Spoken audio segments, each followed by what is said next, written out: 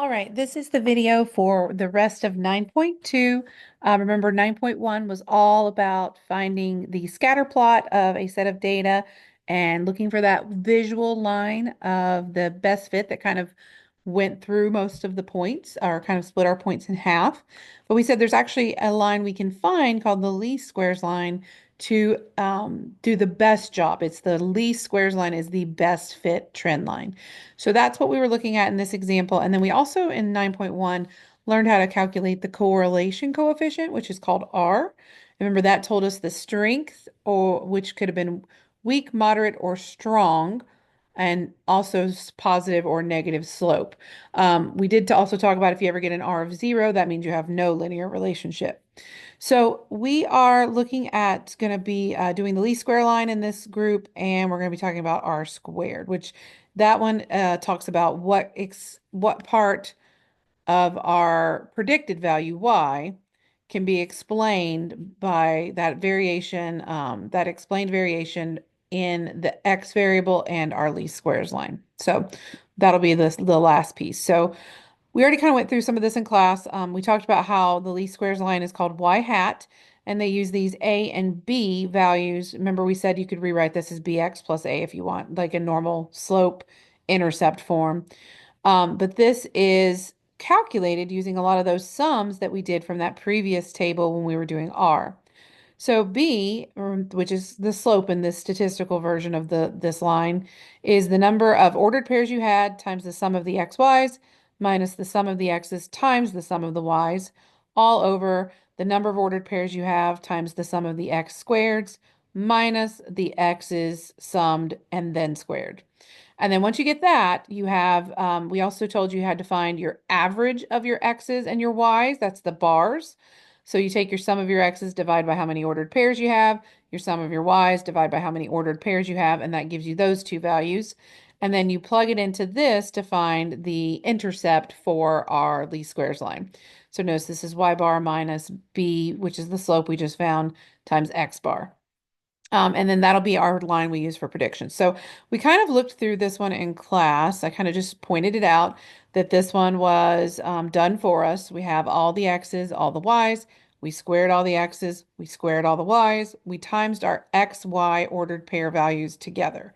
Now, when you sum all those, you get all of these lines right here. And then if we plug in to find our, remember we are going to need our averages to be able to do the intercept part. So we go ahead and find those. The sum of the x's divided by the number of ordered pairs gives you your x bar or your average of your x's. And then the sum of the y divided by the number of ordered pairs gives you your y bar, which is going to be your average of your y's. And that ordered pair specifically will be on our least square line because we use it to find the intercept. Okay, and then we talked about a lot of this interpolation and extrapolation in class. Now, this right here is the actual calculation of those parts using the books, the table that I just went over. So notice these values that I'm plugging in here come from that previous table. We get 1.60 rounded to 2 decimal places for the slope. We plug in, remember this is the average of the y's minus the slope we just found times the average of the x's from the table, and that gives us our intercept. Now you take both of these and you write your y hat, which is your least square line. So notice they've got it written in the order like this, but it is also okay, like I said, to write it in more of a traditional mx plus b. Just make sure you have the slope next to the x, and the y-intercept should just be a constant. So there is another way you could write that same least squares line equation. So that's our trend line. Now, if you want to find r squared, there is a formula for it. You have to take y hat values minus all the y bars and square those and then sum it all together.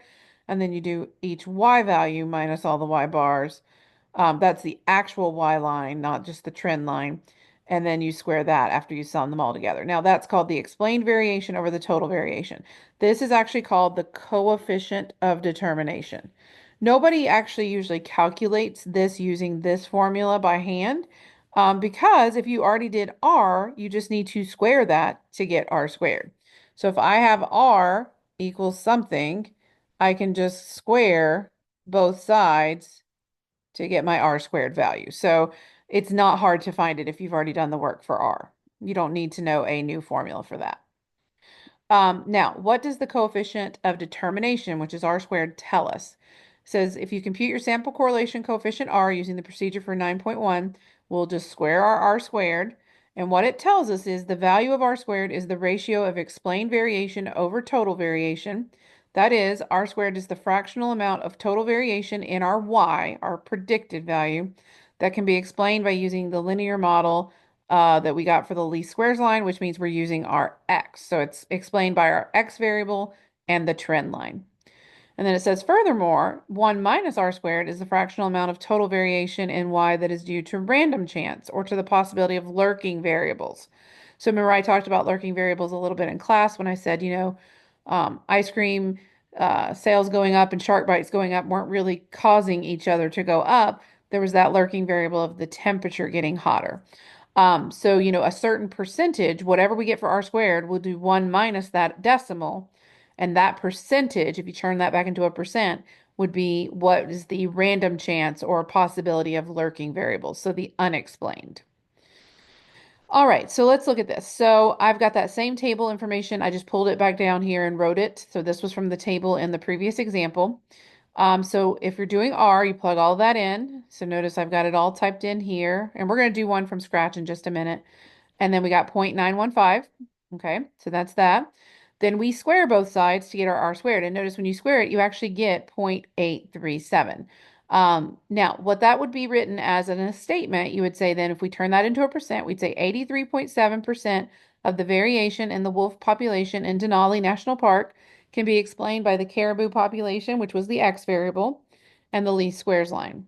If we subtract that from 100%, we get 16.3% of the variation in the wolf population cannot be explained by the caribou population and the least square line. So this would be things that maybe are just random chance that something happened, or it's a lurking variable. Okay. All right, so let's do this example. It says economist is studying the job market in the Denver area and let X represent the total number of jobs. Okay, so that's what our X variable in the given neighborhood.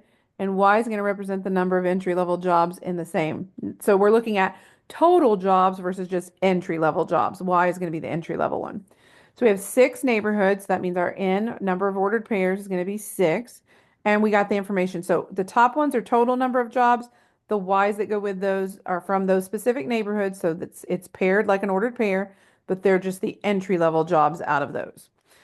Okay, now they've already given us that these are all the sums, but I like to do it myself. I don't like to just trust that the book did everything right. Plus, it's just good practice for finding everything. So they've given us the R. We're going to go through and actually show all of that instead of just saying, here's what they gave us. So I've got my ordered pairs were 16. And I think I'm missing a line on this one. Yes, I'm going to have to draw an extra line in here. So I'm just going to split this top row because I should have 6 and I think I only have 1, 2, 3, 4, 5. Yeah. We're just going to split this line. We'll just have to write small. So I have 1633. Those are my first two X's. And then we have 5028. And then we have 50 and 25. Just copying these down. My Y's are 2, 3, 6, 5, 9, and 3. Okay, so I'm going to square the Y's first because honestly, that's the smaller numbers and that'll be easier. So if I square 2, I'm going to put this under Y squared. That's going to be 4. If I square 3, that's going to be 9. If I square 6, that's going to be 36. If I square 5, that's going to be 25. If I square 9, that's going to be 81. If I square 3, that's going to be 9. Now we need to square those double digit ones from the X because like I said, that'll be a little bit trickier. So get my calculator. Let me do a full screen share to make sure you guys can see my calculator on the screen as well. So we have 16 squared, which is 256. We'll have 33 squared, 1089. 50 squared, at least that one shows up twice, so that's good. I want to do, so that's 2,500. That's also the X in this line down here. 28 squared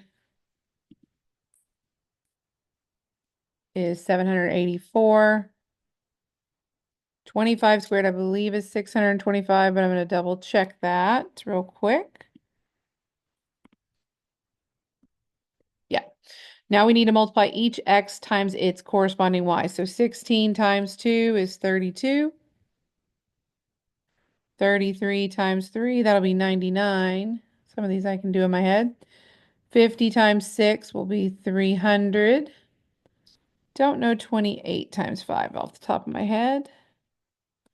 That's 140. 50 times 9 should be 450. And 25 times 3 is 75. Okay, so once we get all of that table part filled out, we're going to add together our columns and get our sums. So 16 plus 33 plus 50 plus 28 plus 50 plus 25. That is 202, which you can confirm that from the directions up top above that that's what they had. Then we have 3 plus 2, I hit the 3 first, plus 6 plus 5 plus 9 plus 3. I get 28 for this total. And then we get 256 plus 1,089 plus 2,500 plus 784 plus 2,500 plus 625, 7,754. And then we have 4 plus 9 plus 36 plus 25 plus 9. Sorry, I hit that first, and then plus 81. So that's 164. And then the last column, 32 plus 99 plus 300 plus 140 plus 450 plus 75. 1,096. Okay, let's just double check. We got all those. Yep. Looks like they're all matching what they gave us. Again, you won't get it given to you in the test, but just to show you that we did everything correct, it's verified there. So now for this next part, we are going to usually find the averages of the X's and the averages of the Y's. So this one would be 202. That's the sum of the X's divided by how many ordered pairs we had, which was 6. This one's going to be 28 divided by 6. And then we're going to write those down once we calculate them. Usually I write them down to 2 or 3 decimal places, just depends on if there were directions for that. So let's see if there was. I don't remember if there was. Yeah, they didn't specify that here, so I'm going to round them to 2 decimal places. So that'd be 33.67. And then the other one, let's see. 28 divided by 6 is, oops, 4.67. Okay, so that's our average of our Y's, average of our X's. Okay, let's move on to the next part. Usually we're going to be calculating R. In fact, I'll go ahead and do that right here because I'll need it. Actually, no, well, I think we'll do it when we do the R squared, which will be, yeah, step 4. So I'll do the R then just to verify that. But we're going to do, first of all, let's find the slope and the y-intercept since that's the new information for this section. So to find your slope, which is the B, sometimes I just write that because it always bothers me when I think algebraically. That is the same top as the R formula. So that's going to be n times the sum of the xy's minus the sum of the x's times the sum of the y's. The bottom part of the slope formula is the first inside of the square roots. Remember, there are 2 of those in the denominator for R. It's the one with the x's. So it's n, the sum of the x squareds, minus the sum of the x's squared. Okay, so we need to get those values from up above. So xy was 1,096. So I had 6 ordered pairs times 1,096 minus I had 202 and 28 for my sum of my x's and my sum of my y's. N is still 6. The x squared column added up to 7,754. And then we have minus the x squared, which is the 202, oops, squared. I didn't write the 2 there. So 202, and then we square it. Okay, so we'll get our calculator out and we're going to calculate those individually, and then we can divide to find the slope. So it's 6 times 1,096 minus 202 times 28. My numerator is 920. And then for the bottom, we have 6 times 7754 minus 202 squared. And that's 5,720. So B is going to be approximately, I'm going to go to 2 decimal places. 920 divided by 5,720, that'll be 0.16. That's a rough estimate for our slope of our best fit line. Now, to find the A, which is your intercept, you do the following. You do the y bar minus the b times the x bar. So this b was the 0.16, but y bar and x bar, remember, are what we found for the averages of those two. So it's the 4.67, that's the y bar, minus the 0.16 times, and our x bar was 33.67. Again, we'll round this to roughly 2 decimal places, and then we're going to write our equation. So let's calculate this. 4.67 minus 0.16 times 33.67. I'm getting negative 0.72, so negative 0.72. Okay, so my y hat, which is going to be step 3, sorry. We found the slope, we found the intercept. Now we're going to write it as an equation of the least squares line. So y hat is equal to, now I usually write slope first. That's just standard for me because I teach a lot of algebra. So it'd be the 0.16 times x, and then it's minus, since it's a negative number, the 0.72. So there's my least squares equation. Okay, and then we're going to calculate r squared. Now, r is easier to calculate than r squared. Just remember the formula for that was the the number of items times the sum of the xy's minus the sum of x's times the sum of y's all over, and then we had the 2 big square roots. One of them was the one we just did with the x squared, and then the sum of the x's squared. The other one's the same exact setup, except it's for the y's. So luckily we already know the top number. We just did that earlier. That was 920. The first part on the bottom under the square root, because again, we already did the slope part for that, is 5,720. So I'm not going to rewrite those or recalculate those. But then I am going to write what we need to do to find this part. So there were 6 items. We need the sum of all of y squareds and then the sum of the y's squared. So the sum of the y squareds was 164. And then we have the sum of y, which is 28, and we'll be squaring that. So the first step will be just to figure out what that part is so that I have an answer for that square root. So 6 times 164 minus 28 squared is 200. So I can rewrite this as 920 over the square root of 5720 times the square root of 200. Okay, so we're going to calculate this, and we'll double check it with what they had at the beginning, because I believe in the directions they gave you the R, but I wanted to make sure we practiced it again. So 920 divided by, and then I'm going to have a 5720. Notice I put this in parentheses, square rooted, times a 200 square rooted, and then close my parentheses. And that is 0.86 for R. So roughly 0.86. I don't know if they went to more decimal places. Let's go up and look. They might have went to 3 or 4 decimals. They went to 3. So 0.860. Let's verify that that's what we actually have on our calculator.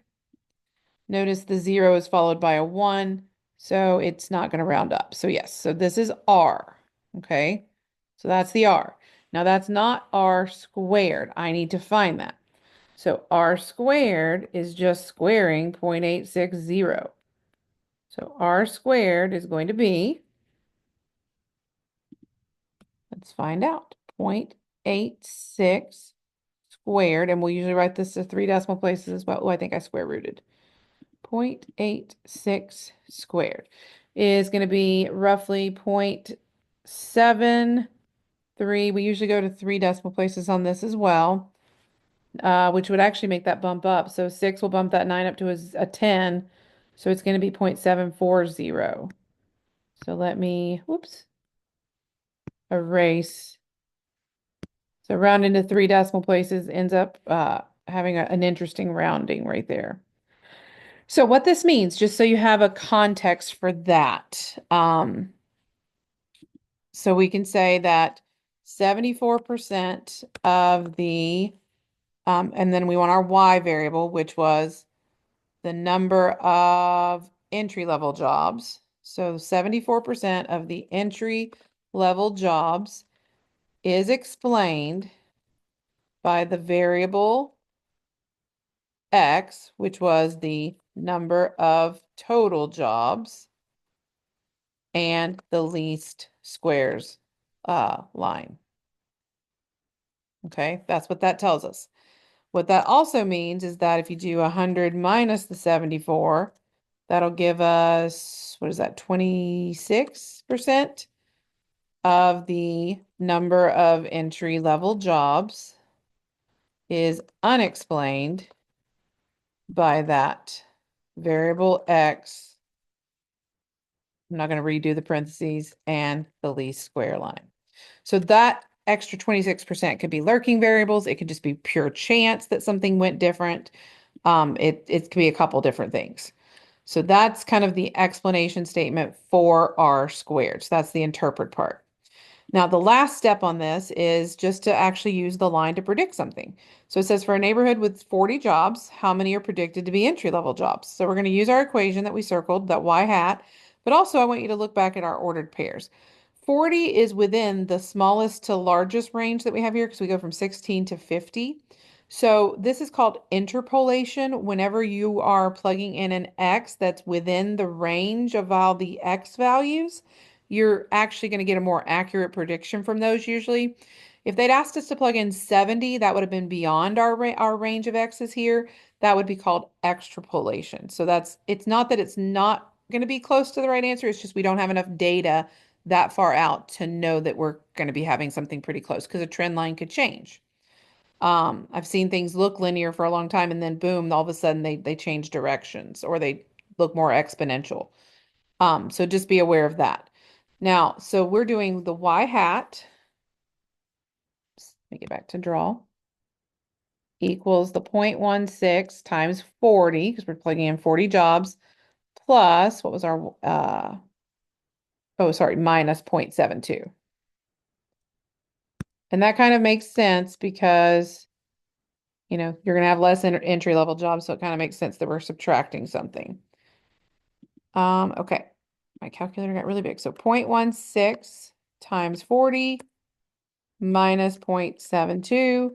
That would be roughly 5.6x or 68. Sorry, I said X. Entry-level jobs. That's the prediction. Now, obviously, you can't usually have a part of a job.